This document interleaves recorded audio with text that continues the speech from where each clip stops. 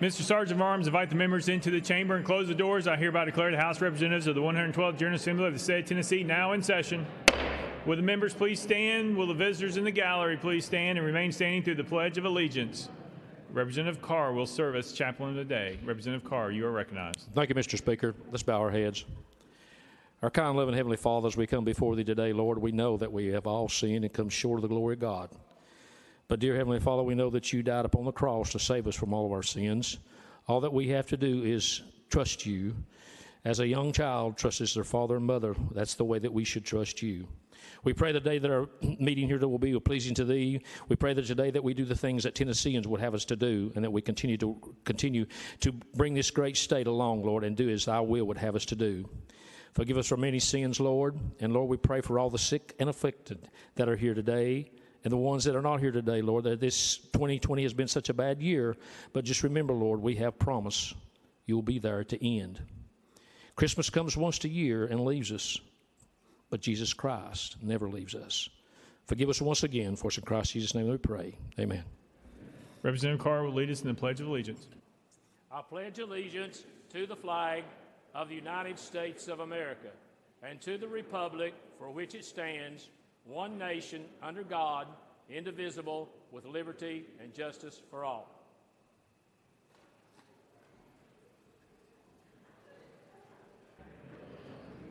Judge Carter, you are recognized in the well.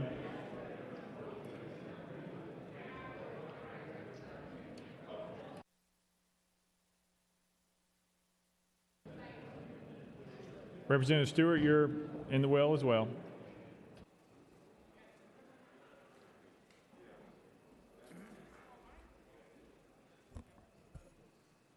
You're recognized, Judge. Would you raise your right hand, please? You're ready to take the member's oath of the House, is that correct? I am. All right. If you would repeat after me, I state your name.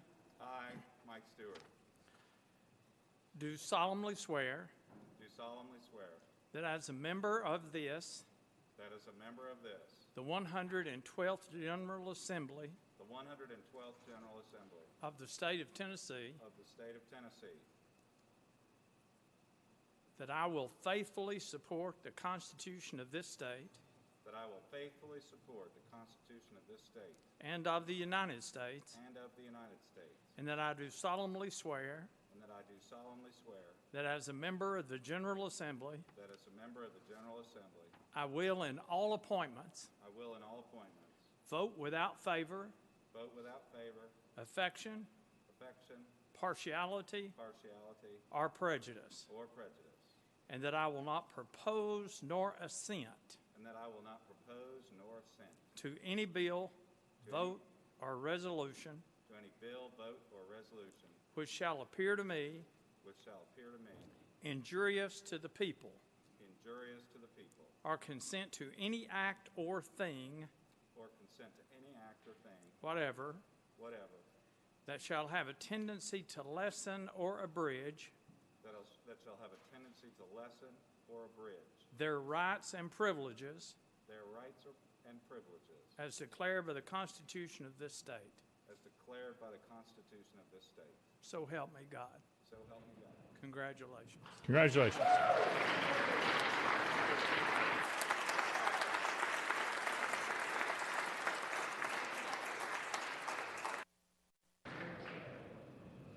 Mr. Clerk, please take the roll. Roll call.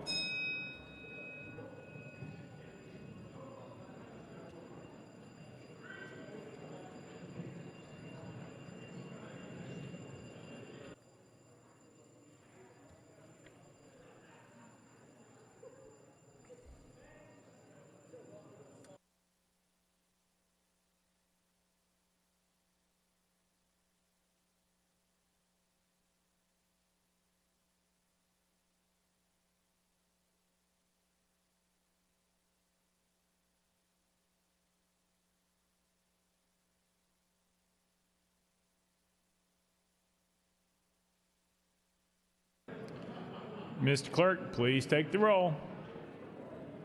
Mr. Speaker, 92 members present. Let the journal reflect that Representatives Byrd, Vaughn, Potts, Powell are excused. Next order, Mr. Clerk. Welcoming and honoring Welcoming and honoring anyone seeking recognition Leader Lamberth. Thank you, Mr. Speaker. And before she wanders off, I will tell Leader Camper today on her actual birthday, happy birthday. I jumped the gun yesterday because I was hoping we wouldn't be here. Happy birthday, Leader Camper.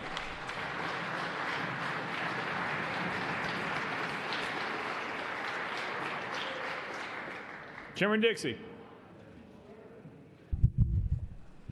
I just wanted to say something to Leader Lambert that give me a chance to just take care of my people. Let me just say one thing to Karen Camper. I really wanted to be the first to say that, but he keeps beating me to the punch. So we're gonna have to work out some kind of cooperation deal here, okay? Leader Lamberth. Mr. Chairman, my humblest apologies. We're both just eager to honor her on her birthday, and I'll let you get her a nicer gift. How about that? Anyone else seeking recognition? Representative Love. Thank you, Mr. Chairman, and certainly I want to pause today to recognize that at Howard University, a great sorority was started, the Alpha Kappa Alpha Sorority Incorporated.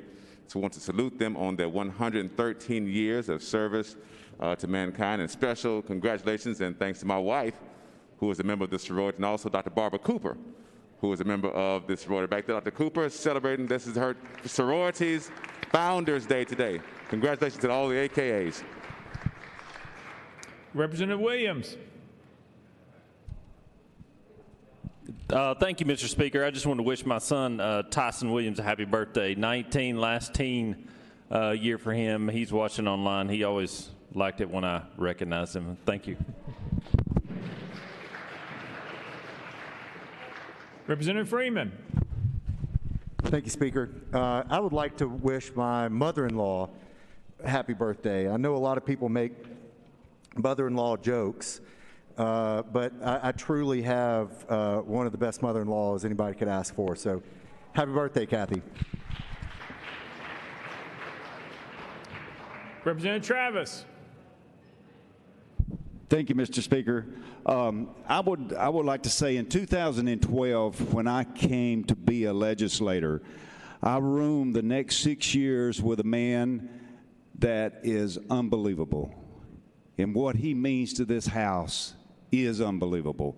He's a friend, he's a mentor, and he has another treatment that's coming next week. And for Mike Carter, I want to tell you, Mike, you have been something to this whole room. You're an icon. You're a guy that's just solid. And I personally would like to thank you. And if we could say just 60 seconds that God blesses you next week when you take your next treatment, we will be with you in thought.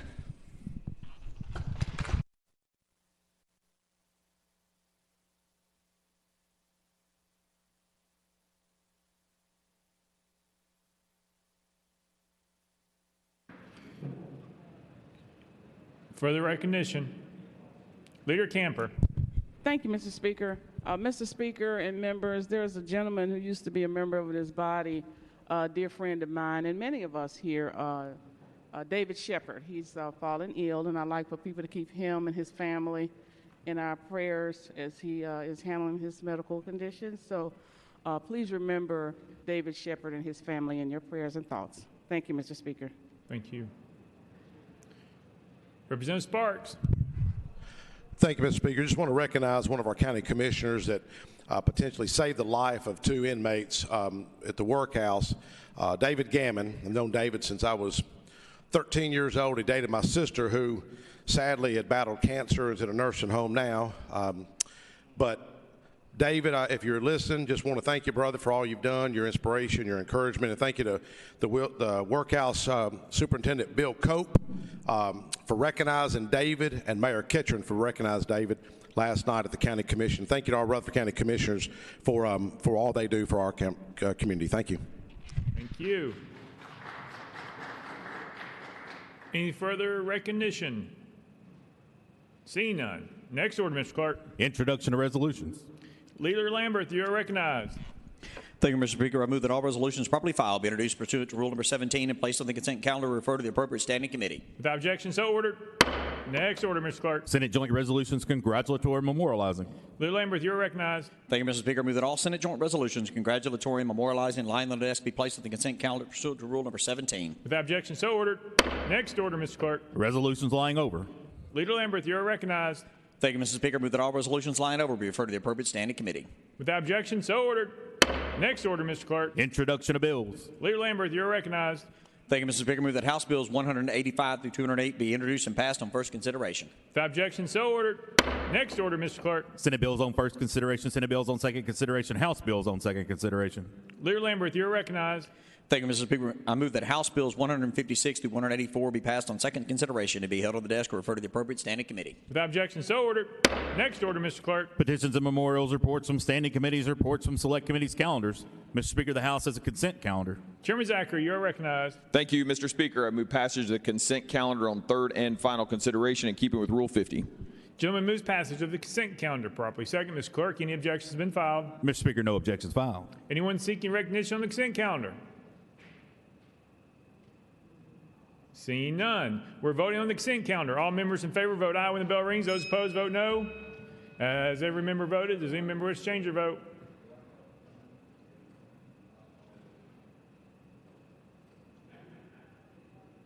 Ms. Clerk, please take the vote. Ayes 88, no nays, 3 present, not voting. Having received the constitutional majority, I declare the consent calendar passed. Without objection, the motion to reconsider is tabled. Next order, Mr. Clerk. Mr. Speaker, the House has a regular calendar.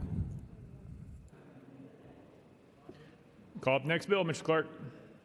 House Joint Resolution 18 by Leader Lamberth and others, a resolution to authorize the 10-CARE 3 demonstration waiver pursuant to Tennessee Code Annotated, Section 75-5-163. Mr. Speaker, the Senate Joint Resolution is on the desk. Leader Lamberth, you are recognized. Thank you, Mr. Speaker. I move to substitute Senate Joint Resolution 25 for House Joint Resolution 18. Leader Lamberth moves to substitute Senate Joint Resolution 25 for House Joint Resolution 18. Mr. Clerk, are there any amendments filed? Mr. Speaker, no amendments filed. Leader Lamberth, you are recognized. Thank you, Mr. Speaker. This is the resolution we've been debating for the last several years that would allow for TennCare to utilize shared savings that we currently have in the system and may have in the future to the benefit of all Tennesseans. With that, I move to concur in Senate Joint Resolution 25. Leader Lamberth moves to concur in Senate Joint Resolution 25. Any discussion on the resolution? Representative Terry, you're recognized.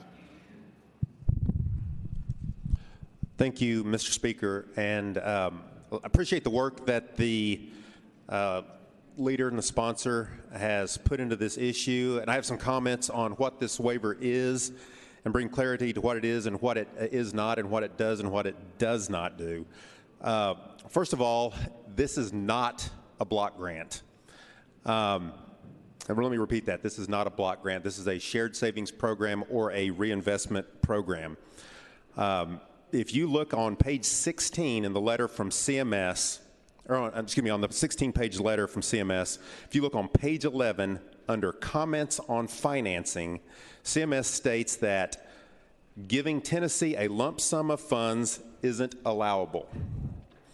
To further clarify that, on page 12 of that 16-page memo, CMS states that they understand concerns and are not approving the block grant financing approach the state described in its original application. Again, this is not a block grant. The demonstration uses an aggregate cap budget neutrality financing approach. Tennessee has consistently operated under a budget neutrality approach under our waiver, and we will continue to operate under a budget neutrality approach. What this has meant is that CMS calculates the maximum amount that they believe that it should cost us to run our Medicaid program. Tennessee has consistently come under that budget neutrality cap, saving the federal government billions of dollars. What this waiver allows is for Tennessee to recoup up to 55% of those savings and reinvest it into the health of Tennesseans. Specifically, on page 12, it states, these savings must be reinvested in allowable health programs and cannot be diverted from critical Medicaid programs to other expenses. So again, I would refer to this as a reinvestment program or a shared savings program. Would you agree with that, Leader Lamberth? Leader Lamberth, you're recognized. Yes, sir. Representative Terry. Thank you. CMS is rebasing their budget neutrality caps in states across the nation, and these shared savings may not be as significant as when we started this process. These shared savings will likely be non-recurring recoupment, but it offers us the opportunity to potentially address some of the state-specific healthcare crises, like in our rural counties and distressed counties and their access. For example, rural providers often have a payer mix that takes on a disproportionate share of TennCare patients, and TennCare pays often as low as 10 cents on the dollar. With the increased regulations and the cost of medical practices, it makes it quite difficult for providers in rural and distressed areas to keep their doors open, including, for example, pediatric dentists who haven't seen a cost of living increase in their payments in years. This shared savings could allow us to offer a disproportionate share of funding to help bolster access in our rural communities. Is that correct, Leader Lamberth? Leader Lamberth. Yes, sir. Representative Terry. Thank you. TennCare has in their presentation stated that this would not cut provider rates, and they are on the record in committee saying that they would not cut provider rates. The demonstration requires TennCare to meet certain quality metrics, and that's on page 6 of that letter. TennCare has agreed that if there were any rate reductions to providers, they would not be able to meet those quality metrics. Would you agree with that, Leader Lamberth? Leader Lamberth. Yes, sir, absolutely, as stated in the letter. Yes, sir. Representative Terry. Thank you, Speaker. This waiver does not allow for cuts in coverage or decrease in benefits. On page 5 of that 16-page letter, it clearly states, any coverage or benefit changes to existing populations covered are limited to those that are additive in nature, and the state is not authorized to make reductions in its current approved coverage or benefits package without approval of another amendment. Would you agree with that, Leader Lamberth? Leader Lamberth. Yes, sir. Representative Terry. Thank you, Speaker. Now, I'm not here to say everything in the demonstration is not without some issues or some concerns. There may be things that we're going to need to address once this passes. But these are issues that we would have to address because we are renegotiating our current waiver that would have been renegotiated mid-year. That being said, the Governor Lee and TennCare have negotiated in good faith on behalf of the state of Tennessee, and they have stated that they would not move forward if they did not think this was a good deal for Tennessee and for our TennCare population. And CMS clearly states on page 10 in their letter to TennCare, in bold, the demonstration will expand coverage and improve health outcomes. And this waiver would allow us more flexibility to provide care for Tennesseans that is consistent with the 10th Amendment. Would you agree with that, Leader Lamberth? Leader Lamberth. Yes, sir, absolutely. Representative Terry. Thank you, Mr. Speaker. Understanding that this waiver is and is not, and what it does and does not do, I will be supporting this legislation and look forward to the opportunity to provide better health care to Tennesseans, both as a legislator and physician. Thank you, Mr. Speaker. Thank you. Representative Clemens, you're recognized. Thank you, Mr. Speaker. I appreciate the opportunity to rise to speak on this today, and thank you, Mr. Leader. I appreciate the work that you put into this. And I would like to reiterate some of what Chairman Terry said in his comments. I agree with him. And I think it was said previously, this doesn't need to be a partisan issue. This is a fair debate. I think in the past, Mr. Leader, you and I can agree we've gotten into this back and forth. I just want to give you my thoughts here rather than a back and forth, if that's okay, if you'd be patient with me. I've got a lot of concerns. My constituents have a lot of concerns. And, you know, the issues that have been raised about this being rushed, whether you disagree with that or not, we have 10 new members in this body. It's over 10% of this body has turned over since we passed this, 8 of whom are Republicans. And that's roughly 700,000 Tennesseans. So I appreciate the opportunity to discuss this. I think the people who are represented here today with new members deserve the opportunity to be heard and represented as well. It's also important to discuss this because this modified block grant or aggregate cap or whatever you want to call it The TennCare director called it a modified block grant, so that's what I'm going to call it. As Chairman Terry said, this is not identical to what our legislation proposed. It excludes a key fiscal safeguard that this body relied upon when passing our legislation 2 years ago. 2 years ago, we also didn't have any idea that the current administration would create an entirely new administrative process that would hamstring our state and the new administration for at least 9 months. So again, Mr. Speaker and Mr. Leader, I appreciate the opportunity to discuss this today. What this block grant or modified block grant does is it makes Tennessee the great American experiment, or the guinea pig of the United States. Today we're considering authorization of a modified Medicaid block grant, the likes of which have never been used by any other state in this country. Stephen Smith stated in the Insurance Subcommittee yesterday, quote, "We will be the first state in this country to go forward with this type of program." Now, these waivers are usually 3 to 5 years in length. This waiver is 10 years. By authorizing this today, we're effectively signing up our state for a 10-year program that we do not know will work.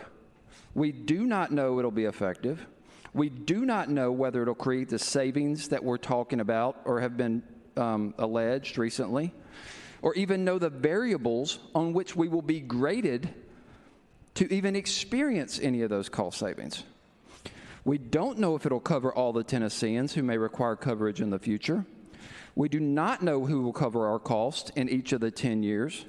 And TennCare, by its own admission, doesn't even know how it will run the program or operate it because it's the first of its kind. Ladies and gentlemen, if we authorize this without knowing all of this, all of the answers to these questions, it is nothing short of governmental malpractice, and we're all going to be liable for it. Now, by the unilateral decision of the TennCare director and his signature on January 4th correspondence from CMS, I referenced earlier, we may possibly be bound for at least 9 months to a newfangled administrative process.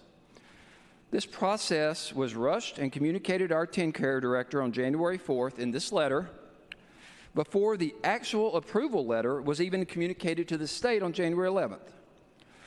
This possibly legally bound our state to a new secret administrative process before any of us in here knew about it, and most concerning, before the body even convened for this session and before we voted on the resolution today. Now, there are, of course, legal questions about whether this agreement is legally binding, whether the TennCare director even possessed the legal authority to unilaterally bind our state to that, or other legal questions. This is not some minor state program that we're overhauling here today. We all know what TennCare does. It provides health coverage to hundreds of thousands of the neediest, most vulnerable Tennesseans in rural Tennessee, urban Tennessee, and every corner of this state. And we are in the middle of a pandemic. Access to health coverage is more important than ever. Tennesseans, people across this entire state, are struggling today more than they ever have during most of our tenures in this office. And I don't need to tell y'all the real fiscal impacts this pandemic is having on our constituents. And I hope that we work together this year in a bipartisan manner to address all the different issues that they're facing, education, unemployment, and all the other issues facing our state. But what we do not need to do is add a new level of instability in our TennCare system to the list of grave concerns that we have to address this year. Today, which was expressly stated with no express statement, there is no aim to improve services or provide coverage to more Tennesseans in this proposal. We're seeking to authorize a Section 1115 demonstration project so that we can be America's guinea pig. This is not the administration we want overseeing something like this. Our TennCare office and department has had trouble implementing computer systems. It has accidentally kicked hundreds of thousands of children off the rolls in recent years, and now we want to reinvent a system that is working, that can be made more efficient, that can be improved. But we are overhauling it, and we're the first of our kind to do this. And it threatens the fiscal integrity of our state. Now, I know you'll disagree with me about that because I've heard a lot about cost sharing, cost savings that we'll experience. And I understand that argument. And that argument deserves a lot of weight. But I do not believe that the risk inherent in this proposal is worth the benefit or any potential benefit of reinventing the wheel here with TennCare. First of all, despite what representations have been made, the only way to achieve cost savings in this program, when you get down into the nuts and bolts of it, despite what has been alleged in committee by the TennCare director and others, you either have to cut services, cut participants, or cut payments to providers. Now, while a closed drug formulary may have a budgetary impact, it'll be far outweighed by the additional cost inherent in the new administrative appeals process that will necessarily result from it.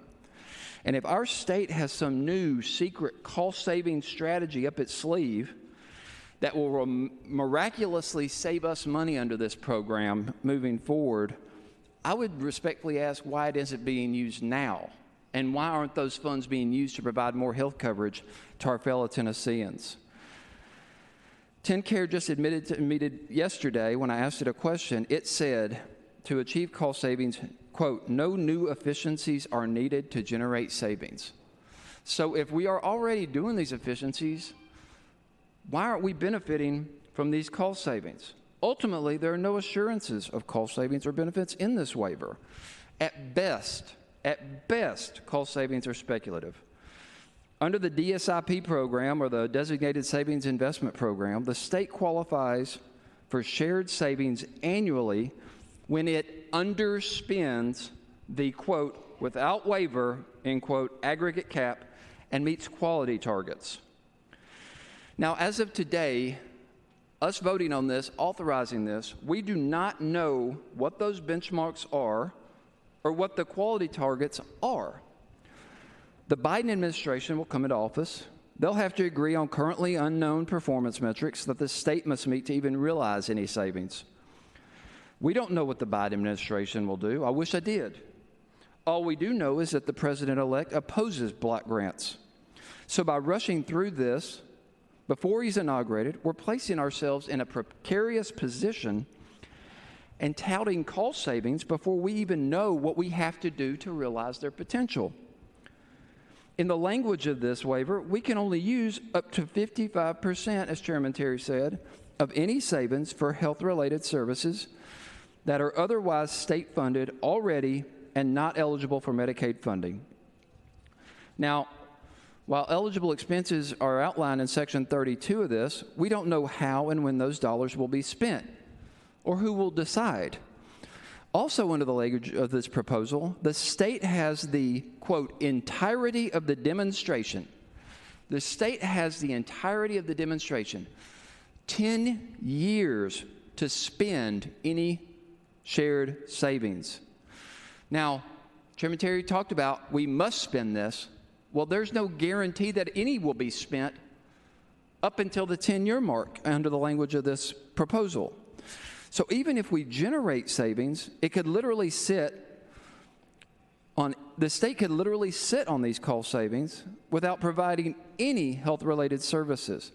And now, this may sound ridiculous, but this isn't a baseless concern.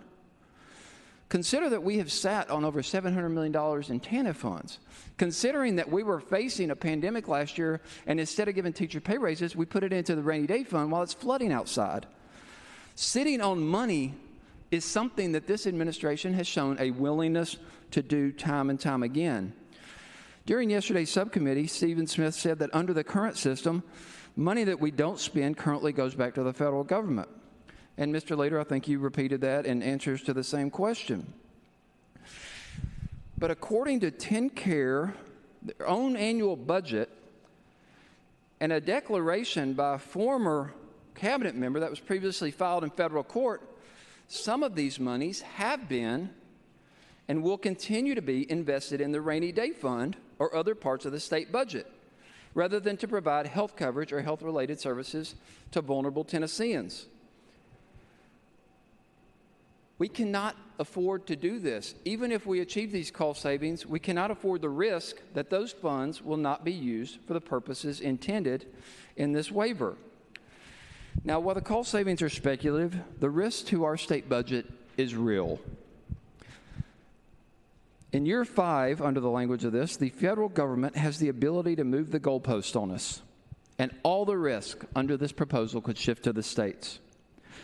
Next, the block grant's based on a 2019 baseline, which means the additional costs and impacts of the pandemic could not have been considered in this. Now, the TennCare director attempted to say that this was not an issue, but the math simply doesn't add up. He also pointed out, when I followed up on this, that he said, we have a $6 billion in accumulated prior savings to account for any shortfalls over the course of 10 years. Now, this personally was an incredible revelation to me. I may have missed it, but I assume that's an incredible revelation to all of you, that we've accumulated $6 billion in savings that they're plan to rely on over the next 10 years of this and cover any additional risk. Well, so I dug into this, and the department essentially says that this $6 billion is being dangled to us as a carrot by the administration as an incentive to pass this modified block grant, as a guarantee to backstop any overruns or cost overruns over the 10-year period. Now, while this assurance provides me some level of relief and comfort, and it should all of you, that $6 billion is still less than the $6.4 billion we could have had if we had expanded TennCare. Now, I know this isn't being pitched as an alternative to that, but look at what we're doing. We're proposing to blow up a system that is working, that can be improved, but it's working, in the middle of a pandemic to get $6 billion in previous savings. Or we can improve our system, expand TennCare, and start realizing billions without reinventing the wheel. And really importantly, what you have not heard anyone discuss, though Chairman Terry did admit this is not identical to legislation we passed, you have not heard anyone discuss in the past 48 hours the language of our legislation that was not included in the waiver granted by the federal government. Public Chapter number 481 that we passed in this body, Section 1A6, says in part, the block grant authorized by this section may convert the federal share of all medical assistance funding to this state into an allotment that is tailored to meet the needs of this state, and that provides the state with maximum flexibility with regard to existing federal mandates and regulations, and with implementing cost controls as determined appropriate by the state, and either exempts the state from the requirements of any new mandates, regulations, or federal court orders during the period of the block grant financing, or increases the amount of block grant financing to offset any cost increases to the state from such mandates, regulations, or federal court orders. That language that some of you stood on this floor and in committee and touted as the protection we needed to pass this 2 years ago was explicitly taken out. It is not in this waiver. We do not have that protection. They explicitly rejected that state request. If any new mandates or court orders are implemented, Tennessee and our taxpayers are on the hook. Next, as admitted by the Health Committee Chairman and TennCare Director yesterday, any possible shared savings are non-recurring. Now, I've heard many of you preach about the inherent dangers of non-recurring revenues for recurring obligations. And I think all of us here who had the honor of serving with the late Chairman Charles Sargent had that tattooed on our forehead at some point during our tenure if we ever came before his committee or questioned his budget. This is the biggest, most dangerous example of using non-recurring or relying on non-recurring money that I have ever heard of in state government. Finally, on the fiscal argument, I'd be remiss if I didn't mention TennCare expansion one more time. Now, we keep saying this isn't an alternative, but that's how you've preached it. That's how you've pitched it for years. We could be receiving a 90-10 federal share to expand TennCare for past several years and could still do so moving forward. This stands in stark contrast to if we want to expand and cover more people moving forward under this, we'll be doing so at a 65-35 split. That math is not in our favor. So if we're going to talk about that this is going to cover more people or not cut coverage, we could cover more people with a 90-10 split, get the billions from the federal government, not blow up our current system, and not lose the benefit of the percentage that we would get under TennCare expansion.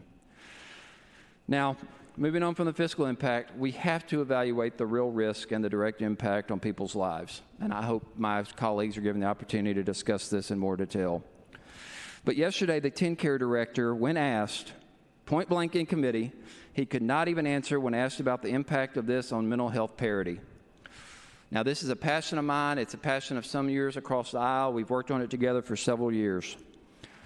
The gentleman who ended up responding said it would continue as is under state and federal law, but I'm here to tell you that we are not doing a great job in this state of enforcing mental health parity or substance abuse equity as mandated by state or federal law. We're losing rural hospitals at a faster rate than any other other state in the country. Our loss of health coverage for kids is among the worst in the nation. Hundreds die every year from addiction because they're uninsured. And a third of our state has a pre-existing condition and face the loss of affordable coverage if our Tennessee Attorney General succeeds in his ongoing efforts to strike down the Affordable Care Act.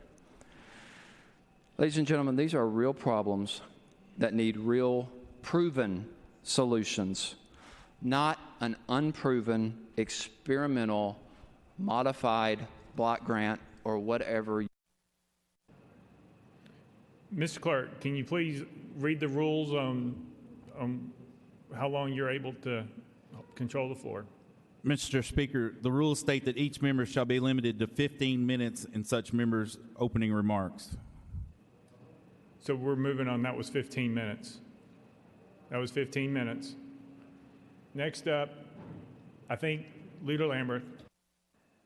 Thank you, Mr. Speaker. And while we went a little long on that, I do deeply appreciate your comments, sir. I disagree with most of them, but I do respect your perspective on it and ability to advocate for your point of view. I did want to mention that under Governor McWhorter, an esteemed gentleman from your party, the TennCare system that we have now was described in many of the same terms that you just described this. Someone has to lead, someone has to be first with an innovative idea. So just because it's new, just because it's different, doesn't mean it's bad. And again, that comes really from the debate when the TennCare program was originally even considered. But again, I deeply appreciate your comments while disagreeing with almost all of them. Thank you, sir. Representative Terry, your name was called twice. Would you like to respond, please?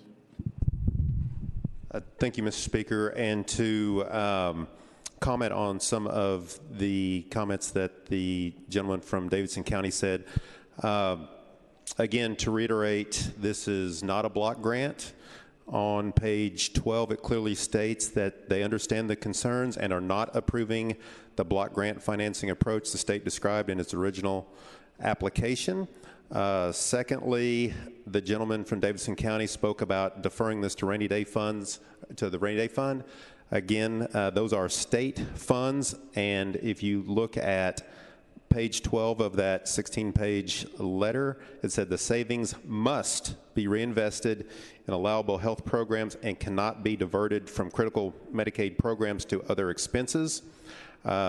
Lastly, he spoke of using non-recurring funds, and when I spoke of potentially using that to help bolster rural counties for disproportionate share funding, I'm not speaking of that in a recurring manner. But if we do happen to have some shared savings from that, it is an opportunity during that year to reinvest into our rural communities. Thank you, Mr. Speaker. Representative Zachary. Thank you, Mr. Speaker. Members, I think it's important that we provide proper context, not only to us here in this body, but also to the Tennesseans that have been watching us this week. There has been a narrative pushed on this House floor since we came back in that this has been a rushed process.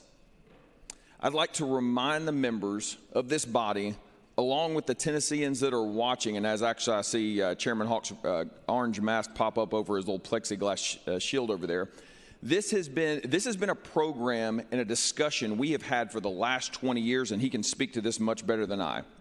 This has been in discussion for 20 years. I sat on the TennCare subcommittee. We literally sat through multiple presentations. This Medicaid shared savings program has gone through 16 different committee hearings since February of 2019. There is no doubt there are times down here we rush a process.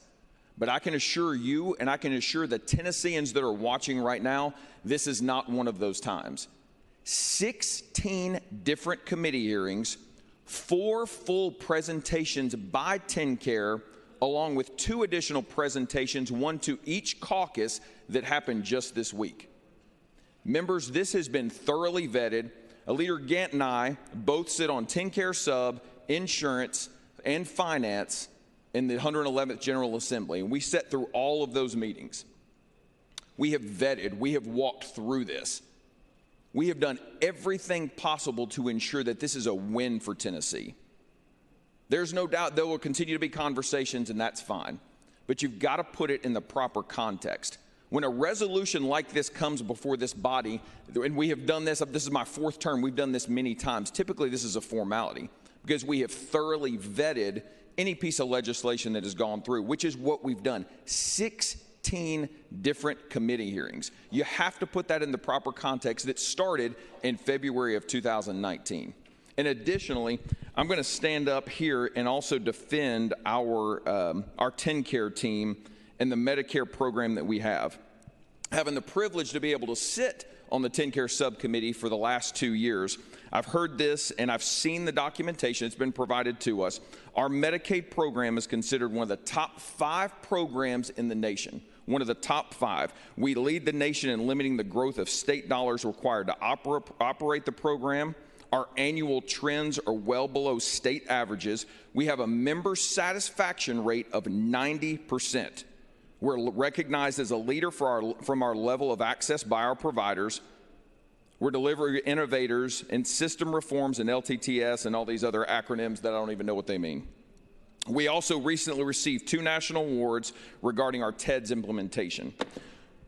So we have one of the best run Medicaid programs in the country. And let's be really transparent too. We are the most fiscally stable state in the nation. We are considered by most publications one of the top 3 run states in the nation in most categories, Medicaid being one of those. I am going to always trust us to do it the Tennessee way more than I'm going to trust any federal program coming out of Washington.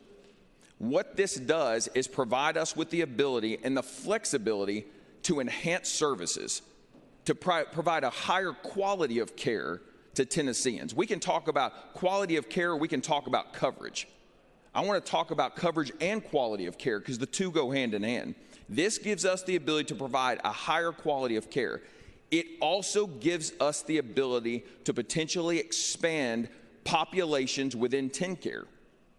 And it's also important to remember that since December of 2013 to today, we have added 440,000 people to the TennCare roll. And as of right now, we're going on a year where we're not doing any re-verification. We have added 400,000 people the Tennessee way to the TennCare roll to better serve Tennesseans who need this program. Since March, we've added 100,000. We have the best run Medicaid program in the country. This is something that has been thoroughly vetted. This is a win for Tennessee. Tennessee leads in so many categories, and I trust our ability Tennesseans should trust our ability to manage resources and steward a program much better than anything that comes from Washington. Both leaders, thank you for your work on this. Leader Lamberth. Thank you, Chairman, and well said. Representative Jernigan. Thank you, Mr. Speaker.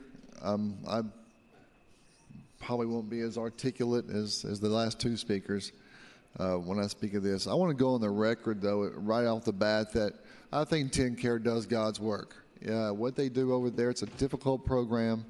They take care of the least of us, and I want to make sure that my comments or my concerns are not directed at TennCare. It's at a policy. So I want to make that up front. I have not been able to sit on some committees and ask questions and put on the record.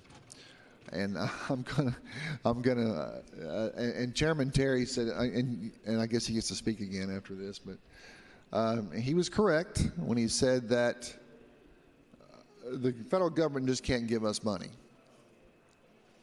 Now, what he's referring to is Title 19 in the Social Security Act, Section 1903A1. And what that is the formula. And what it says is that when the state spends money, the federal government will match it. And this happened, and this is happening right now. So it's what it is, the neutrality formula, and they're bringing it down, and it's there. Well, then you bring in the demonstration 1115 waiver and what's in the best interest of Medicaid. And so it does not nullify the federal code that I just cited. So when we earn the savings and the federal government gives us that money, and I've heard it say in committee that we're spending no state dollars, but yet we're going to receive the savings. I'm not sure that doesn't violate the federal code, because the state's not spending any money, and the federal code specifically says when the state spends money, the federal government shall reimburse or match, I'm sorry. So that was one concern that I have. The second one, and I think we've talked about prescription drugs and the definition of medical necessity. I know Representative Smith and Lamar both have had concerns in committees about that. I share those. I know that the definition of medical necessity is in code. It is very loose. I had to change it about 3 years ago myself because there was a provision in it that was unconstitutional. It was the Olmstead Act, and we did change that. But when you have language in there that uses subjective terms like adequate, that can be adequate for someone and someone not, and different from someone else. And so I guess there was a reason why that the medical necessity code was not included in the TennCare 3 language. And the leader did tell Representative Lamar that maybe we could look at that coming up. And we should.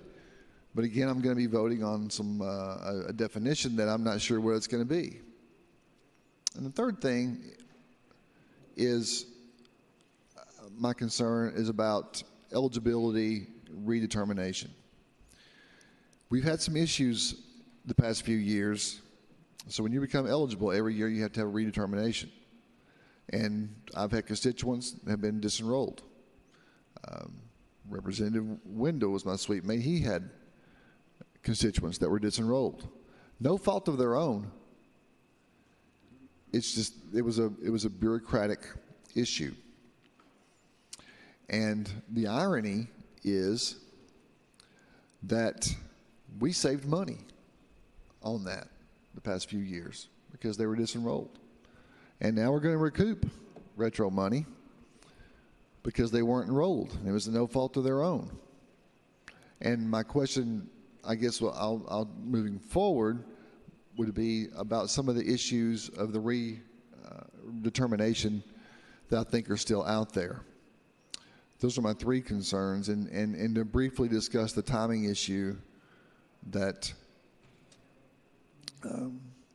Chairman Zachary eloquently said as well.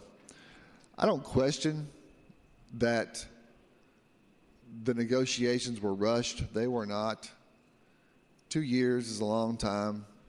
It started as a block grant, and it ended up as aggregated cap savings program, which was different. I can say that the aggregated cap program did not go through 16 committees. I will say that that program it came to us late. CMS put it at our doorstep a week and a half ago. So when someone says that we're rushing through this, I don't think we're rushing through the program. I think we're rushing to where, as a legislator, I have very little time to read the new proposal. I'm at a disadvantage because when the leader presents it in committee, he gets to go out of session and bring up an expert who's been doing this for 2 years. I don't have that luxury. I have to go through and read it myself. And I've come up with several concerns. And then I have to look at I'm going to have to go on, because it's going to pass, and I'm going to have to go on hope and faith. And I'm not sure I have that much in future administrations that I don't know about yet. And what will they do with the savings? And I know, and I did speak with the leader about this yesterday, and we're the legislative body, and we can check that. And we can fix that and make sure that TennCare is being run properly. But sometimes in our chamber, we do not have the political will to make such changes. In 2015, Insure Tennessee was put up by Governor Haslam, and we didn't have the political will to make the fixes and changes then. So I can't say, and Speaker and Leader, I hope you all are never in a super minority. It's not, I don't think any party should be ever in a super minority. It's not healthy. But if you are, you'll realize that the other parts of the body can do business without you. And so political will becomes one-sided. So those are my concerns, and I want to say this. I want to wrap this up with this. If this is not overturned by the Biden administration and this program survives the courts, I will do everything in my power to make sure that this program succeeds, because it's good for Tennesseans. We need to make it the best. It's what we'll have, and we have to take care of our folks. But with the concerns that I have, I will not be able to support the bill. Thank you, Mr. Speaker, and I yield the floor back to the leader. Leader Lamberth. Thank you, my friend, and I do mean that. We've worked on many issues together, and again, I respect your perspective on it, and you have almost a unique perspective when dealing with these type of issues. And I've come to you many times and asked questions about how we can better serve certain populations within our state, and I know you've spent an enormous amount of time and thought and consideration on this. I will say, so our state share is just over $4 billion, and the trend lines on how we are running the TennCare program, we are spending state dollars and joining with our federal partners to effectuate this program. It is a shared program between the federal government and the state government. So we're both putting dollars into this program, and what the bulk of this shared savings plan is that we are simply running it according to the actuarial tables and the trend lines, better than other states are. So it is costing less federal money for our program. We've not been able to take advantage of that in years past. We've just put the $4 billion plus into the program. We now can use that money, those savings that are already there, with no reduction in benefits, no reduction in services, and in fact increases in those as those share savings continue to come in, if we don't change anything about the way the TennCare program is being run right now. And then there's opportunities to try to run it even more efficiently. Again, with no cap to benefits, no cap to services, and what's really unique about this, and it's the reason it's not a block grant, as Dr. Terry said, I mean, it simply isn't. It is a unique Tennessee plan, and while that may make some uncomfortable, Tennessee has led in so many efforts over the years that have worked. This is our opportunity to lead the nation again in a shared savings program. I will also, and reiterate this, and I did with another one of our colleagues yesterday, I do believe the medical necessity language needs to be looked at in the statute. I think that's a conversation we all need to have. That is our decision. And this waiver will only strengthen our ability to be able to make that decision on this floor, not have to beg the feds for the opportunity to be able to make those determinations. So that's in state statute, and I share your concern about that and share the belief that we need to look at that. The eligibility redeterminations, that is a healthy process where we are looking at the TennCare population, each individual in their individual circumstances, to determine whether or not they are still eligible for the program. The reason we got into a problem there is because that eligibility process that, again, ensures that the funds are there for folks that should be eligible for the program, to ensure that that DID's waiting list is shorter. You don't want folks on TennCare that should not and are not eligible for TennCare. You want folks on TennCare that are actually eligible. But for a couple of years, and as one of my colleagues said earlier, now we're back in a freeze because of a variety of issues. That program gets frozen from time to time. So the TennCare rolls swell with individuals that sometimes are actually no longer eligible for a variety of reasons that you're very well aware of. So that process is one that we should go through. Now, it's a process that needs to be improved. It should be very easy for people. It should be very simple for folks. And there should never be a time where somebody who is eligible is removed from the TennCare rolls. That's a process we need to do better. And I think you and I would agree on that. But it is a process that should happen. If you're no longer eligible to be on TennCare, you should not be on TennCare. And that clears room for those other individuals that are eligible. So the other thing I'll just reference just real quick is that, this body has worked on waivers before. This body, I was very proud, in a bipartisan fashion, led on the Katie Beckett waiver. Now, other states have adopted that beforehand, and that was a tried and true model, but that helped every single Tennessean within those families where those children that are just the absolute most fragile health circumstances you can imagine. And we all stood up and said, you know what, we don't know exactly how the program is going to work, but we know from the past how we believe it will work here. And we succeeded in that. We can succeed in this too. But the biggest thing this does is it puts the ball in your court to make the decisions here. Instead of asking the federal government how we're going to run this program, we join with them in this program to reinvest shared savings to the benefit of that population that you and I both desperately want to help better than we are today. Thank you, sir. 1 second. Representative Terry, your name was called. Pass. Representative Zachary, your name was called. Pass. Representative Jernigan. Just real briefly, I don't disagree with a lot what you just said.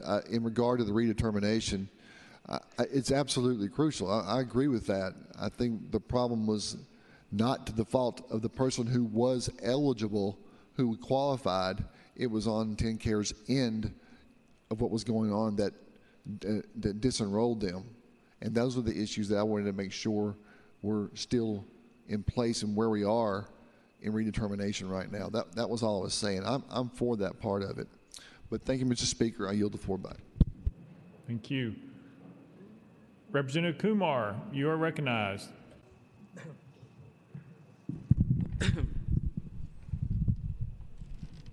Thank you, Mr. Speaker. As a physician for the last 40 years, I have provided surgical services to TennCare enrollees. And I think what was said before, that TennCare does God's work, is very well put. These are people, our citizens in Tennessee and my patients, who are struggling with medical challenges, medical conditions, as well as difficult personal circumstances and economic horizons. When I sit with them, I see a life, a story, and what they're going through. A hallmark and a critical mark of a great society is how we take care of our needy. What safety network do we provide for them? And yes, that is what TennCare does. And yes, it is God's work, but it's also the work that God wants us to do. I remember about 15 years ago, there was an occasion where, because of budget difficulties and challenges, almost 200,000 people had to be taken off the rolls of TennCare. That situation is far away, and many of us may not remember it.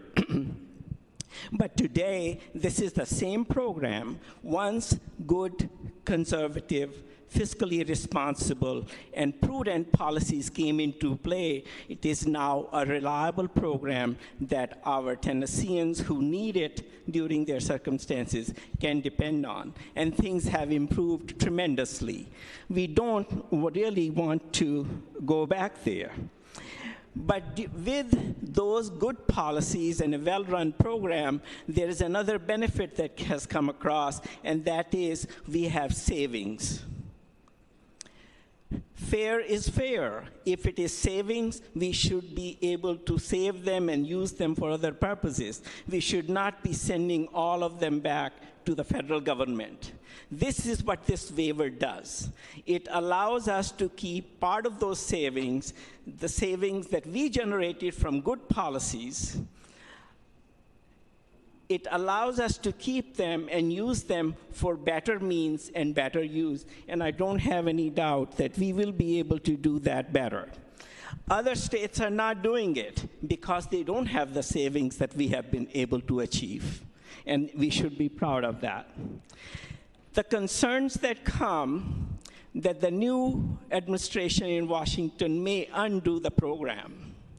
My hope and my prayer is that with the current turmoil in Washington, because of COVID, because of the economic circumstances, because of the foreign policy challenges, this is not on the top 100 list of the incoming administration. My hope is that this will give us 1 to 2 years of work, that we can run this program well, we can generate savings and use them in good, prudent way, and prove to the administration and to the rest of the country that Tennessee has a better way to do it. In fact, we have proven that when it comes to fiscal responsibility to become fiscally the most sound state in the country. Our next hope and achievement should be that we have a Medicaid program or TennCare program that is best run in the country. And that is what we look forward to. I plan to support this resolution, and I invite all of you to join us. Thank you, Mr. Speaker. Thank you. Leader, anything? No. Representative Johnson, you're recognized from Knox. Thank you, Mr. Speaker. And I got, I guess, a couple of questions, maybe one question, one statement. But my understanding, for over 50 years, Medicaid has been financed through a federal-state matching arrangement. If a state spends money on eligible enrollees to pay for covered services, the federal government matches the state spending at a predetermined rate. In Tennessee, the federal government pays for about 2/3 of the cost of the TennCare program. The basic open-ended matching arrangement is codified in U.S. law sections 1903 and 1905 of the Social Security Act.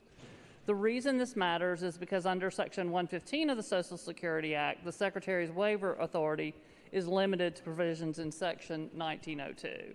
The Trump administration does not have the authority to waive sections of 1903 or 1905, period. CMS does not have the authority to waive federal law.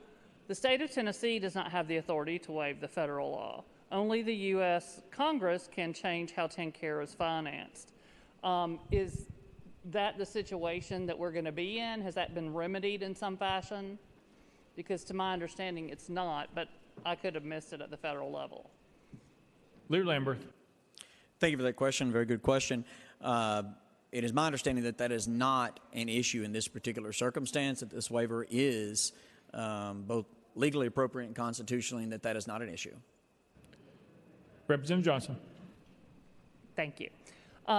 It's certainly the understanding of a lot of folks out there, a lot of Medicaid experts out there, and that's what they have related to me. They're concerned that this is not a law, that it is a lawsuit. One more thought about the Medicaid block grant waiver. It is irresponsible for Tennessee to push a waiver that will only waste time and tax dollars. Right now, this legislation is throwing Tennessee's healthcare system into chaos. This legislation is creating confusion and uncertainty among beneficiaries and health providers alike. We know this legislation will reduce pharmacy benefits for hundreds of thousands of patients and pharmacies. We know this legislation does nothing to boost payments to providers who are getting shortchanged. Our healthcare system has been stressed to its breaking point by this pandemic, and this legislature should not be rushing to completely overhaul a healthcare system in such uncertain times. I've received many messages from constituents against the block grants. I have none in support. We have refused over $6 billion in the last 8 years that would have expanded coverage for 300,000 Tennesseans because many in this body just didn't trust it. Yet we're willing to pass an experimental program that makes no guarantees about expanding coverage to Tennesseans who desperately need it, especially in a pandemic. Tennesseans have been waiting 8 years for coverage they could have had. We're now asking them to wait longer because maybe we might be able to get more people covered in a few years. What I heard from our own department was, I feel certain that, or we are hopeful, but I never heard a promise that in the next year we can add 100,000 Tennesseans to the rolls. In the second year, we can add another 100,000 Tennesseans. That's what we need to be hearing. Colleagues, I encourage you to vote no on this resolution. Leader Lamberth. Thank you for your comments, and I disagree with virtually all of them. That is not what this program does, but I appreciate your comments, and I will say that I can assure you and guarantee you that this program, if adopted, will include additional resources to improve health outcomes for Tennesseans on TennCare. It is a guarantee.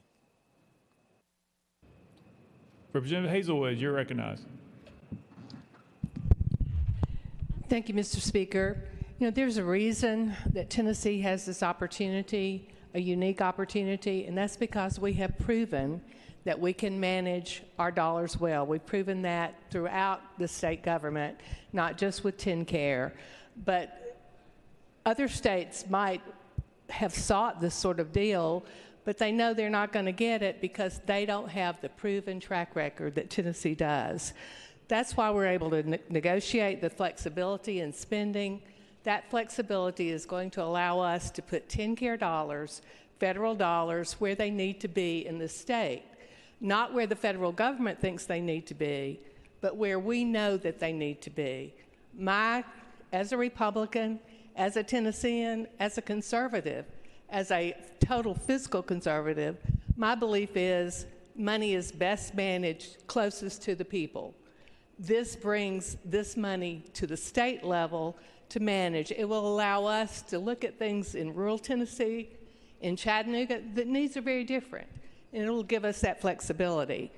One of the things that, for those of you who've been here very long, you know that I am incredibly passionate about DIDS, our developmentally disabled. We have over 4,000 people on a waiting list right now that are eligible for services. This will allow us the flexibility to begin to move people off that waiting list onto the active roles for getting services that they need and they deserve. They are truly the least of us. Those are the folks that we are called to care for. This grant will provide for us as a Tennessee legislature the ability to serve our citizens better. That's what we're elected to do. That's why we're here. And I urge you all to support it. Believe in us. We have the track record. We've shown that we can do it. We are fiscally conservative. And one of my mentors and just a great friend, someone who I still miss every day up here, his name was mentioned earlier. Yes, he was all about you don't take non-recurring dollars and spend them for recurring expenses. But he was also about let's look at the money and let's do what's best for Tennessee. He would be voting yes on this bill, I have no doubt. So in honor of Charles Sargent, I will be voting aye, and I ask that you do the same. Thank you. Representative Love. Thank you, Mr. Speaker. Just want to ask a question of the bill's sponsor. And I'm reading from a letter dated January the 8th, 2021, from the Department of Health and Human Services, from the administrator to Stephen Smith, Director of TennCare. On page, well, I'll just read the page 3. With this approval, the components of TennCare 2 demonstration will now operate under a new section 1115, demonstration titled TennCare 3, with new flexibilities and financing structure described below. Many aspects of TennCare 2 will continue in TennCare 3 demonstration, except the authority for payments for graduate medical education. I have concerns. I have a graduate medical school in my district, Meharry Medical College. They've been on the forefront of dealing with COVID-19. They have been on the forefront of many things. They're one of 4 HBCU medical schools in the country. I have concerns. My concerns may not be well placed, but when I read a letter from HHS saying that payments will not continue for graduate medical education, these are the dollars, I believe, that go to pay for doctors that go to medical school. And so I'm concerned. Now, help me understand what's going on with that, please. Leader Lamberth. So obviously our program is, our negotiated waiver in the program as we know it right now is set to expire in June of this year. And that program as well is set to expire in June of this year. We tried, and TennCare on our behalf tried to negotiate the program you're talking about, and that I deeply believe in, and so do you, and there's many members on this floor that supported additional payments into that program before. We tried to get it inserted into this, and quite frankly, the federal government, it considers that a separate discussion, a separate negotiation, and they would not allow us to include that within this. That is still a fight that we need to win. That is still a negotiation that TennCare on our behalf is deeply involved with the federal government in, and is one that we have to get resolved before it were to expire into June. They simply would not allow us to insert it into this particular waiver. It's a separate waiver. It's a separate program, and I really appreciate you bringing it up because it's one that everybody in this room needs to be concerned about and needs to be pressuring our federal counterparts to continue that negotiation so we get it resolved, or there will not be new doctors coming out of the state of Tennessee. It has to be a program that is negotiated well. It's just a separate negotiation. Representative Love. Thank you. I know that program is millions of dollars that go again toward training our medical professions in Tennessee. I have deep concerns again for that because I know the work that our schools do. Is there any idea of how much we're talking about in that's not being included again? Leader Lamberth. Well, again, this waiver, I mean, multiple different waivers out there. We're constantly pursuing waivers from the federal government because it's a shared program with them.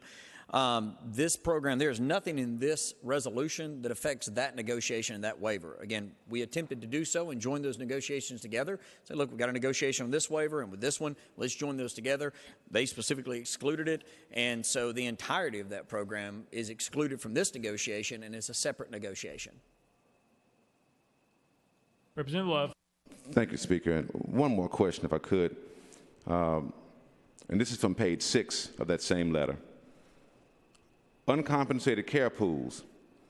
This demonstration will allow the state to control the amount of uncompensated care funding for hospitals and develop the distribution methodology for their virtual disproportionate share hospital and uncompensated charity care pools under the aggregate cap without prior approval from CMS. The state will have the flexibility to implement a methodology that will align with moving towards a value-based model to promote value over volume of services. I have a hospital in my district, Metro General Hospital. It's one of 3 hospitals in the state that qualify for what I think is called certified medical expenditures. There's one in Chattanooga, Erlanger. Shelby County has one, Region 1. And oftentimes these hospitals do serve persons who do not have insurance. And if I'm not mistaken, the way that the model works is they deal with the patient who doesn't have insurance. They then forward that report to the state government. State government then forwards that report to the federal government. Then a reimbursement is sent back to make those hospitals whole. My concern is that it's oftentimes a lot of volume. But page 6 says that our model will be based upon value over volume. So what happens when we have a cap and we reach that cap and then someone shows up at Erlanger, someone shows up at Region 1, someone shows up at Metro General, and all of a sudden we've reached our cap of uncompensated care dollars? What happens to that hospital when that cap is reached? And now the state says, well, listen, we've reached our cap. And I'm sorry, Memphis, you got to pay for it. Chattanooga, you got to pay for it. Nashville, you got to pay for it because the state has reached its cap. We have no more money. We cannot go to the federal government and ask for more money because we've reached our cap of uncompensated care dollars. And so I'm just concerned about that piece there because I don't want us to get to the place where we cannot serve a population that, unfortunately, for whatever reason, does not have insurance. For whatever reason, maybe can't pay for insurance. Maybe they got furloughed in this pandemic. Maybe they got their business shut down, but now they don't have insurance. And now if they show up at Metro General, Erlanger, Region 1, we say, I'm sorry, but you're going to get a bill. And then the hospital has to also eat that cost. Then the state government says we can't reimburse the local government because now we're at our cap and the city has to eat that cost. So just want to bring that point up. And again, I may have misinterpreted what it says on page 6 from the letter from the Department of Health and Human Services. I could be reading it wrong. Probably not, but I could be reading it wrong. Please let me know. Leader Lambert. To my esteemed colleague, I don't think you're reading it wrong. It's just you didn't read the entire paragraph. I mean, the additional portion of the paragraph, including the last sentence, says the virtual DSH will also have a maintenance of effort at the level that was in place in demonstration year 19 in TennCare 2. So basically what it does, it freezes the cap at that level, and we can't go below it, but we can certainly go above it, and it gives us that flexibility to do so. So, I mean, because of the latter part of that paragraph, from my understanding, that's what that does. It says you cannot reduce that payment. That's there, so but you can certainly go up. You just can't go down. That's at least my interpretation and my reading of it. Representative Love. Thank you, and I appreciate the reassurance because I hope that that is the case, and I look forward to us maintaining that effort for our hospitals and our cities. Thank you for that understanding, Leader and Speaker. Representative Travis, you're recognized. Thank you, Mr. Speaker. And I just put a cookie in my mouth, so forgive me. But for all the new members, for all the new members that are here, the representatives, we welcome you. But this is what we call vetting. This is what we do for the constituents of Tennessee. We work this problem out. I was part of the vetting in 2019, and we've got many, many hours talking about the savings plan. But what I want to talk about right now is I've heard representatives said, no, they're not going to vote for this. And that's okay. But the next line he said, but I will, if it's voted for, work hard for my constituents to make this successful. To me, that's a win-win for us all. But I just want to give some numbers out. In December of 2013, we had 1.1 million people on TennCare. December of 2020, we had 1,500,000 on TennCare. From March to now, we've added another 441,000 people to TennCare. So don't say we're not increasing the people that need served, because we are. The numbers say that we are. And this will also give us negotiations to increase and add 1% more without any negotiations with CMS. So I will be voting for this. I've looked at this for the last 2 years. I think it's a good thing. I think it's a great thing that Tennessee is leading this charge, and I know Tennessee will stand up and our TennCare department will make it successful along with you guys, and I appreciate for your time. Representative Hardaway.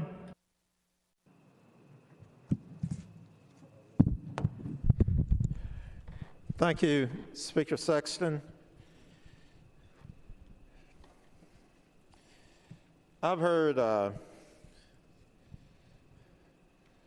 lot of talk today, and I've tried to sort it out to see what fits in the categories that I use in my formula for judging whether any bill makes sense for my constituents. That's accessibility, affordability, adequacy, and accountability. I find that what I've gathered so far for, I don't know whether we're going to call it TennCare 3 or the block grant, whatever we're calling this, I find it sorely lacking. I've got a population in parts of my district who are already stressed.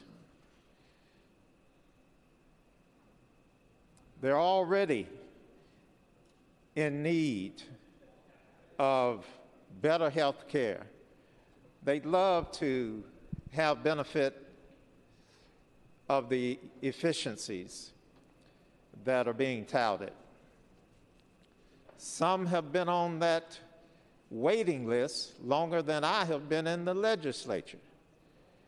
I haven't heard specifics, Leader Lambert, on how we pare down that waiting list to zero to address what I believe should be the objective, to put every Tennessean in a position to where they can expect adequate, affordable, accessible health care and be able to wake up every morning and not worry about whether they're going to be bankrupt because they had to run to the emergency room because they just lost their job, and the mental stress that's causing their households to fall apart. So back to the basic question, can we quantify how this waiver will pare down that waiting list and others in the population who are not on the waiting list? What is our timeline for that? Leader Lamberth.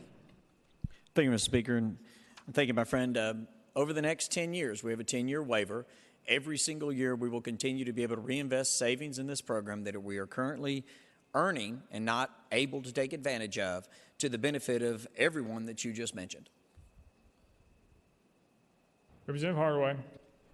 Thank you, Mr. Speaker. And with all due respect to the leader, that's not a timeline with dates and people and dollars and commitments to coverage. So am I to assume that we don't have that? Is that not something that we can project with accuracy? Leader Lamberth. So I project that this program will mean literally hundreds of millions of additional dollars, if not billions, to better provide for health care for Tennesseans, including all of the individuals that you just listed. And that, sir, is virtually a guarantee. Representative Hardaway. And I'm not doubting that the state, thank you for your answer, I'm not doubting that the state will not make saving dollars a priority and be able to brag about the same. I am concerned that the state has not, through any of the documents or testimony that I've been able to listen to, I have not seen that timeline with dollars, cents, number of people. So that's what I'm trying to get from the leader. If you have that, fine. If you don't, I sure would like to get it at a later date. Leader Lamberth. Yeah, thank you, Mr. Speaker. And on page 6 of the presentation that was provided, excuse me, I'm not allowed to use that on the floor, but on a presentation that you have been provided previously, multiple times, I believe, the priorities for this program do not include savings. Those savings are happening now and will continue to happen. We are below trend lines on the nation and are running this program more efficiently right now. We just don't have a waiver that allows us the flexibility to use those savings. The priorities for the program are to improve maternal health coverage, to serve additional needy populations, to clear the wait list for services for individuals with intellectual and developmental disabilities, and to address state-specific health crises. That's the top 4 priorities of this program. Nowhere listed in any presentation you've given is the goal of doing anything else for additional savings. Now, if we do those things well and we improve health benefits and outcomes for Tennesseans, we save even more. Those Tennesseans are healthier, and then we get to reinvest those into the program and on and on and on for a literal better tomorrow for the population that you are attempting to help and that we are attempting to help. I ask that you join us in doing so, sir. Representative Hardaway. Thank you, sir. And I appreciate that response, but once again, it gives me no more information that I can share with my community than I had before. So if we can get our hands on those numbers, that would be beneficial. I'm like Representative Jernigan. I want whatever program that we end up with to work. But I can't go back to my community and tell them, trust me, I don't have any numbers. I don't have any dates. I just want you to trust me that we're going to save money by providing services and efficiencies and reinvesting those services and efficiencies in a way that's going to include everybody that needs health care. You haven't told me that. I haven't heard it from any of the other witnesses nor the representatives who testified. And because of that, I'm not comfortable with this. I also can't understand how the working poor and the unemployed are talked about so casually today. How is it that we can't make that commitment? Why can't the state of Tennessee make that commitment to prioritize the health care needs for those individuals? We know how it impacts the economy. We know how it impacts schools. We know how it impacts jobs, whether it's businesses that are looking to relocate in Tennessee, or whether it's the health care that will enable an individual to be prepared, whether mentally or physically, to accept or seek employment. So I'm just not getting this, and I appreciate the responses from the leader, but if I don't have numbers and dates and times on when my folks who are part of those 300,000, my folks being those who are unemployed, those who are underemployed, those who are going through challenging times, I don't see where I can make them a promise, because the state of Tennessee, the administration, and none of the testimony that I've heard are able to make a promise that we're going to give these Tennesseans adequate, affordable, accessible health care. If I'm wrong, Leader, please tell me I'm wrong. Leader Lamberth. Sir, the best predictor of future behavior is past performance. This entire program is based upon years and years of past performance that prove that we save money. This is the opportunity that you've been waiting for to actually utilize that money to help your constituents. you have filed many bills on this floor that improve our criminal code in the hopes that if someone were to commit a crime, that they would be punished accordingly and held accountable for their actions. I've supported many of those bills without an indication as to when someone might be arrested or when somebody might commit that crime, or even sometimes how many times somebody might be, or an exact extrapolation on how much safer that's going to be for your community. I did trust that you had looked at your community and the circumstances surrounding those bills and believed that it would make your community safer. This has better past performance measures than virtually anything we've talked about in those areas. And so you don't have to hope, you don't have to guess, you literally just have to look at all of the information that's been provided, and it is a statistical guarantee that it will provide additional resources for better health outcomes with no reductions whatsoever. Representative Hardaway. Thank you, Mr. Speaker. And the leader and I will have to disagree on whether that performance, past performance, is predictive of outcomes here when I don't have those numbers. I don't have that evidence. I don't have the numerical evidence, the empirical evidence, to tell me that my people will be taken care of. I want to address just a couple of more things, Speaker, and then I'm going to relinquish the microphone. We heard comments about the speed by which this legislation has moved through. It did move through quickly.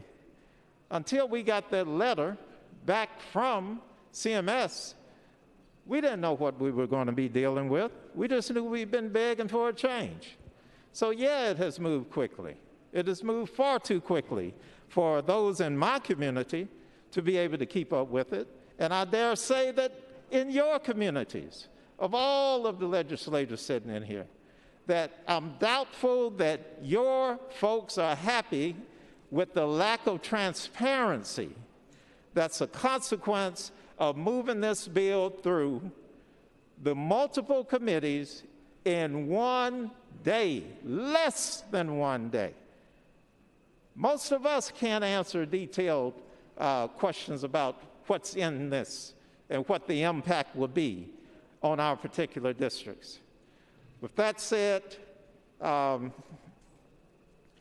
certainly will be joining my colleagues who oppose this bill for some of the same reasons, but I will continue to work to make sure that my people, all of my people in my district and those 6.5 million across the great state of Tennessee have accessible, affordable, adequate health care. And that's with mutual accountability. Both vendors, the state, and the recipients of the care. So I thank you, Leader Lambert, for engaging. Thank you, Speaker Sexton. Representative Todd. Thank you, Mr. Speaker. I would like to point out that our federal waiver must be renegotiated this year. What we're currently under has to be renegotiated if we do not act on anything. So that's a given. Tennessee's been awarded this opportunity to continue our existing TennCare program while having no reduction in people served, no reduction in benefits, no reduction to provider rates, and no reductions to program quality or access. Nothing in our current TennCare program changes, while we gain flexibility on spending an additional amount of our own federal tax dollars in a way we choose to spend it to gain better health outcomes for our most needy neighbors. I think all of us are concerned about that, but this answers that question. And we have a deadline. If you read the 16-page letter that came with this proposal, it has a deadline, and if we do not pass this today, then that deadline will expire before we have the opportunity to act. So I implore you to support this legislation for that most vulnerable population that we all care for. Thank you, Mr. Speaker. Thank you. Chairman Dixie. Thank you, Mr. Speaker. I just had a couple comments. I'll be brief. I don't want to hold up the floor too much longer. But we're here to take care of business, and I understand that, and to take care of the business of the people. And it seems that in doing that and taking care of the business of the people, we're forgetting about the people. And I keep hearing a lot of numbers about savings and cost cutting, but we have to remember that there are lives here at stake. Now, I believe everyone here on this floor thinks every Tennessean should have a health care plan as we do. We want to make sure that they're taken care of. You know, we have a duty to make sure to get this right. Now, we should use this time to come together and propose some legislation that takes care of the most basic need and right, is health care for every Tennessean. We don't have the luxury of saying this bill is a start. We need a concrete plan that expands health care to every Tennessean, and it's been exacerbated by this pandemic. I said, each year, 40,000 plus Tennesseans are diagnosed with cancer, and this bill would and could severely restrict the physician's ability to prescribe the medically necessary treatment without going through lengthy appeals process.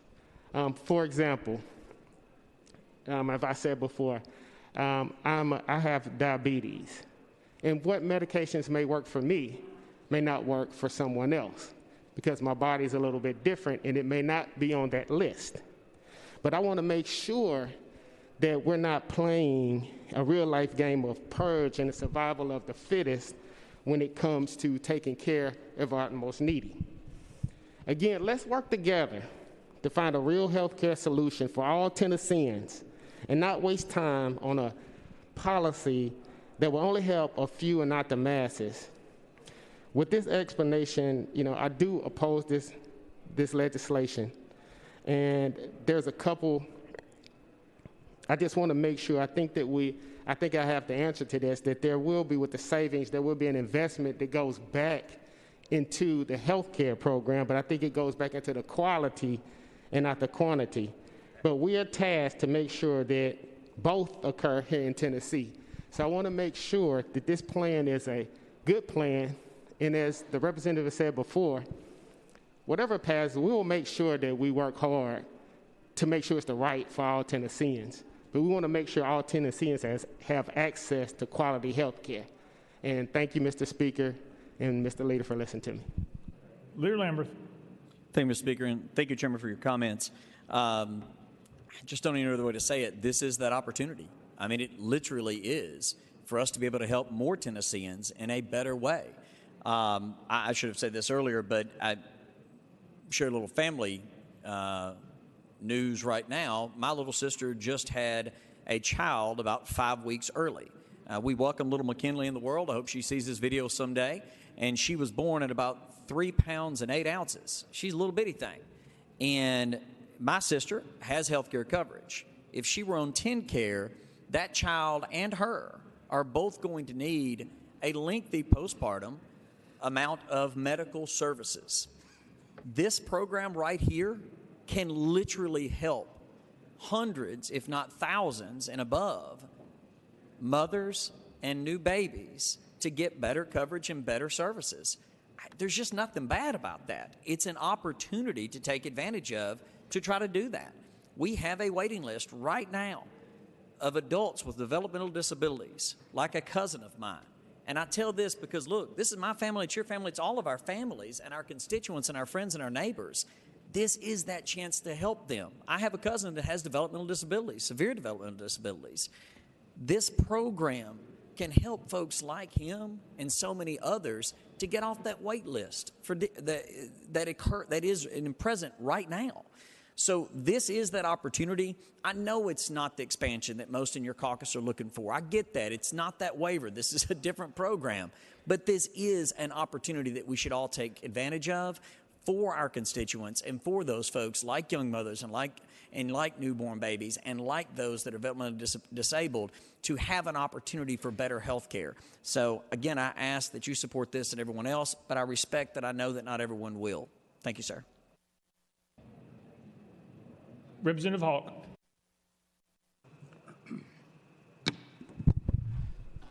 Thank you, Mr. Speaker. I'm not sure if we're at a point where we can put a cap on the conversation, but I'd like to try. Just about every state in the country would love to have this opportunity before them. Every state, every governor, every state legislature is looking at their health system budget right now saying, how can we get more flexibility within our healthcare system? How can we tap into more of those federal dollars that our taxpayers send up to Washington, but we don't get back? Every state in the country is asking that question right now. At this moment, we have the historic opportunity to approve just that. Now, the questions are arising about, we can't be sure about how these savings will be spent. We've got projections. We've got thoughts and ideas of how to spend that. But as we've heard several times on this floor, they are projected savings. And as we've heard from our beloved former Chairman of Finance, who has a plaque on the seat right there where the representative from Knox County sits, we have to spend on recurring programs, we have to have recurring dollars. So we need to see what these savings are, what the projections will actually become, not just projections, before we can tell you definitively where we're going to be. But I'm confident that we're going to have millions of dollars flexibly spent by us in the program that we have said is well managed. Both sides of the aisle have talked about how well managed the program it is. What we can be sure of, and we've heard this as well, is that this negotiated deal will do nothing to decrease current coverage for our enrollees on TennCare Now. I'll reiterate, no reduction in people served, no reduction to benefits, no reduction to provider rates, no reductions to program quality or access. That's part of the negotiated deal. That's in there. So that's a baseline. That's where we are right now. What we've got before us is an opportunity to go up here and access our Tennessee taxpayer dollars in a better way. When I first got here serving the General Assembly, roughly 1 out of 6 Tennesseans was on TennCare at that time. 6 million Tennesseans, roughly 1 million individuals on the TennCare rolls. A couple years after I got here, we were at a very difficult financial time where 91 cents of every new taxpayer dollar coming into the state of Tennessee, 91 cents of every new revenue dollar coming into the state of Tennessee was being eaten up by TennCare. It was unsustainable. We could not sustain that. So Governor Bredesen, many folks who are still in the legislature, a handful of folks now, I say many, a handful of folks. If I let my hair grow out, it's white here on the side, so I have aged a little bit since I've been here. But we made the very painful decision to disenroll around 200,000 people off the TennCare rolls at that time. That hurt. By gosh, that hurt. That was painful. If we had had the flexibilities that we are requesting now, we could have kept those 200,000 people on the rolls at that time. These are dollars that we're requesting from the feds to reinvest in those people, those hardworking people right now that we have an obligation to. We've heard these figures before. I said 1 out of 6 when I first got here. We now have 1 out of 5 Tennesseans on our TennCare rolls. The last decade, we have put so many folks on in a responsible way. Once again, I'll say a responsible way. We can't be frivolous. We have a limited budget. We must balance our budget. We don't print money. What we have here is an opportunity to better serve Over 1 million people in our state of Tennessee. There's a lot of upside. I don't see much downside. I support this 100%. I feel like this is the path that many states would love to go down. We've just been given the historic first opportunity to go down that path. I want to thank everyone who's put all the time and effort. Not only we've heard over the last year and a half and the last few months, this is 20 years. I've worked with 3 governors. Every single one of them, both parties, would love to have seen this opportunity. We've got that. I encourage us to embrace it. Thank you, Mr. Speaker. Leader Lambert? Pass. Representative Farmer? Thank you, Mr. Speaker. Move previous question. Previous question's been called. Any objection? I see objection. We're on the board for previous question. We're voting on previous question. All those in favor vote aye when the bell rings. Those opposed vote no. Has every member voted? Does any member wish to change their vote?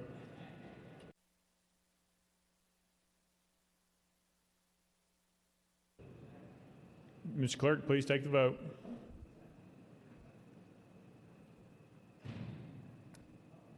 Aye 70, 22 nays. Previous question prevails. We're voting on Senate Joint Resolution 25. All those in favor of Senate Joint Resolution 25 vote aye when the bell rings. Those opposed vote no. Has every member voted? Does any member wish to change their vote? Please let journal reflect Representative Zachary is excused. Please take the vote, Mr. Clerk. Aye 70, 22 nays. Senate Joint Resolution 25, having received the constitutional majority, I hereby declare it concurred in without objection. The motion to reconsider is tabled. Call up next bill, Mr. Clerk. That completes the regular calendar, Mr. Speaker. Next order, Mr. Clerk. Unfinished business. Unfinished business. Representative Hardaway, you are recognized.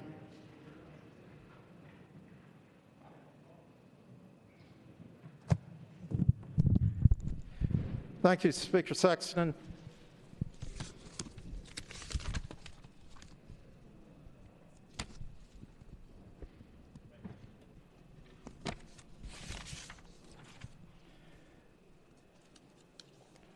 I move that the permanent rules of order be amended by adding a new Rule 85.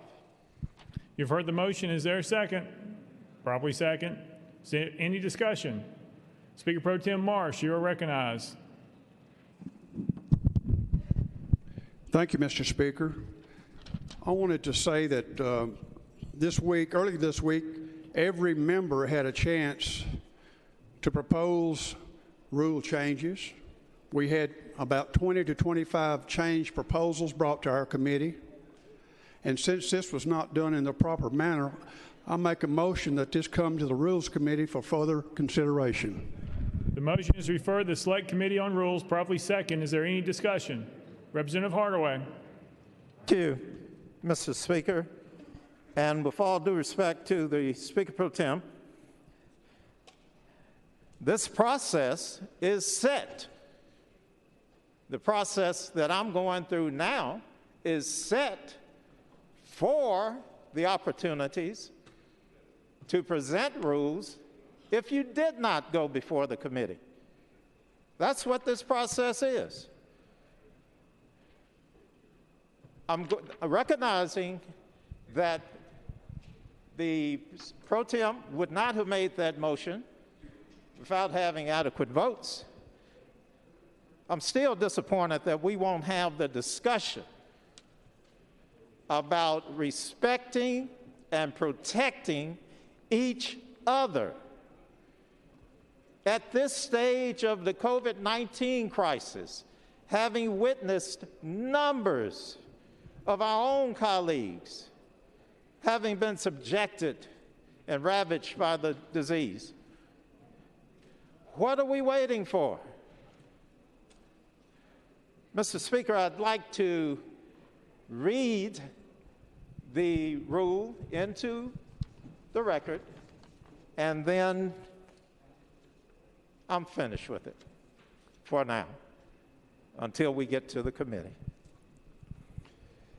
During the first annual session of the 112th General Assembly, masks must be worn by all members while present in the Capitol complex, including but not limited to the House chamber, second floor of the Capitol, excluding the Senate chamber and Senate offices, Capitol Connector Tunnel, Motlow Tunnel, Legislative Plaza, War Memorial Building and Auditorium, member parking garage and Cordell Hall Building, excluding the Senate side of the first floor and seventh floor.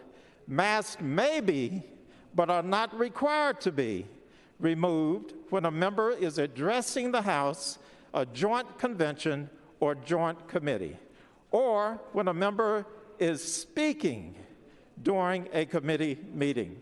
Masks must be promptly replaced upon the conclusion of a member's remarks. Masks may be removed while eating and drinking and at the discretion of the member in the member's office when appropriate social distancing can be observed. Mr. Speaker, I look forward to presenting to the Rules Committee, and I invite all of my colleagues to support this rule when it makes it back to the floor of the House chambers. Thank you, Mr. Speaker. Any objection to calling the question?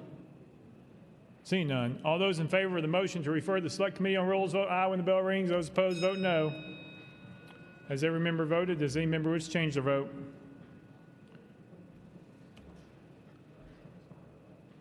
Mr. Clerk, please take the vote. Aye 68, 22 nays. The motion prevails.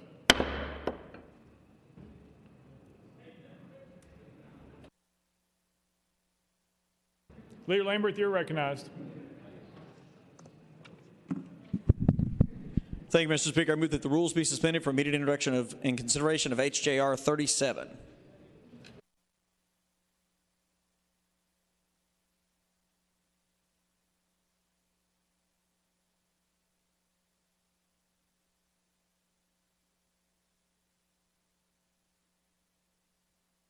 Mr. Clerk, read the caption. House Joint Resolution 37 by Leader Lamberth, a resolution to authorize transmittal of the budget document and legislation implementing the budget for fiscal year 2021-2022, and to call a joint convention of the Senate and House of Representatives for the purpose of hearing a State of the State address by Governor Bill Lee.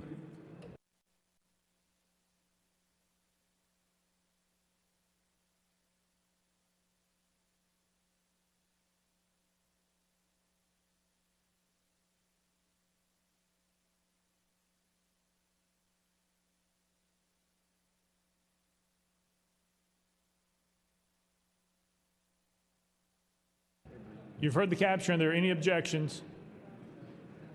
Without objection, those rules are suspended. Leader Lamberth. Thank you, Mr. Speaker. And with explanation and consultation with the minority leader, HJR 37 allows for a joint convention of the Senate and the House on Monday, February the 8th at 5:45 Central Standard Time in War Memorial Auditorium for hearing the State of the State address by the Honorable Governor Bill Lee. And then the next resolution we'll be doing in a moment deals with our adjournment until February the 8th at 4 p.m. So those are the two housekeeping matters that we're taking care of right now. With that, Mr. Speaker, I move adoption of HJR number 37. Leader Lamberth moves adoption of House Joint Resolution 37. Properly second. Any objection to the question? Seeing none, all those in favor of House Joint Resolution 37 say aye. Aye. Those opposed say no. I hereby declare it adopted. Without objection, the motion to reconsider is tabled. Leader Lamberth. Thank you, Mr. Speaker. I move that the rules be suspended for immediate introduction and consideration of HJR 38. Mr. Clerk, read the caption. House Joint Resolution 38 by Leader Lamberth, a resolution to provide for a recess in the proceedings of the 112th General Assembly. You've heard the caption. Any objections? Without objection, the rules are suspended. Leader Lamberth. Thank you, Mr. Speaker. And with this is the adjournment resolution that will say that we're adjourned until February the 8th, 2021 at 4 p.m. Members, I would like to remind you, though, that we are back next week for a special session. And by the way, during that time period of the adjournment, please file any bills that you would want to have considered, because the bill filing deadline will be shortly thereafter. With that, Mr. Speaker, I move adoption of HJR number 37. Leader Lamberth moves adoption of House Joint Resolution. 38. Leader Lamberth moves adoption of House Joint Resolution 38. Properly second. Any objection to the question? Seeing none. All those in favor of House Joint Resolution 38 say aye. Aye. All those opposed say no. I hereby declare adopted without objection. The motion reconsider is tabled.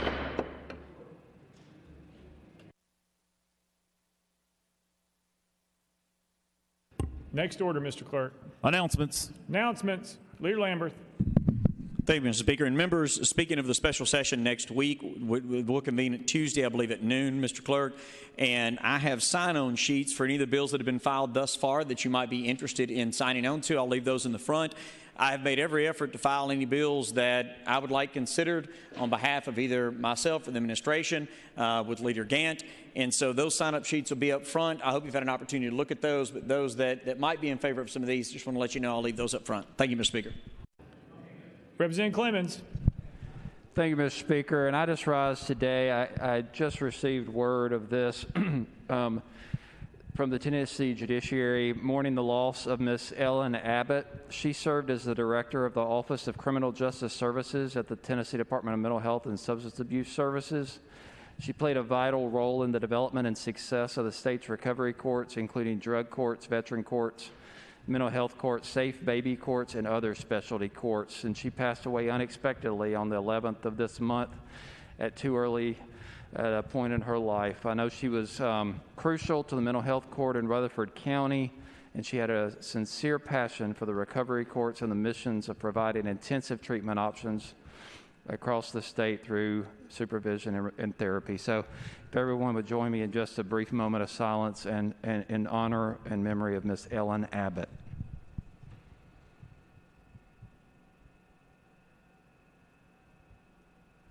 Thank you, Mr. Speaker. Any further announcements? Representative Sparks. Speaker, just to the members, you gave a good speech earlier this week, and you talked about the time that we serve up here. It's very limited. And just to piggyback off of what Representative Clemens talked about, I had several folks back home that are involved with the drug court speak about the life of Miss Ellen Abbott. And just want to read a couple of quotes if I could. She was very involved in mental health and substance abuse, made a difference in so many lives, folks, so many lives that each and every one of us care about. Just wanted to read a quote from my Judge Barry Tidwell. I was extremely sorry to hear of the untimely death of Ellen Abbott. When we began to plan for the mental health court in Rutherford County, she was a part of the planning and provided guidance that helped us achieve our goal, creating the mental health court. I do not know of anyone who has had more passion for recovery courts and the mission of providing intensive treatment of opioids through supervision and therapy than Ellen.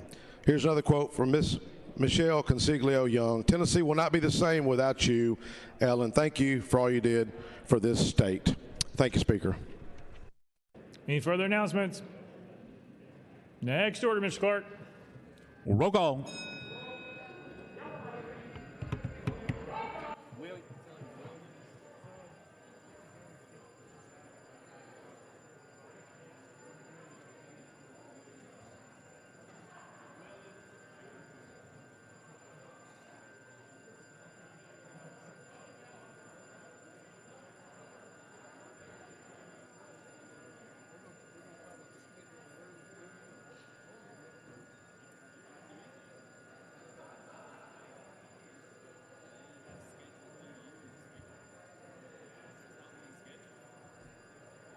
Mr. Clerk, please take the roll. Mr. Speaker, 91 members present.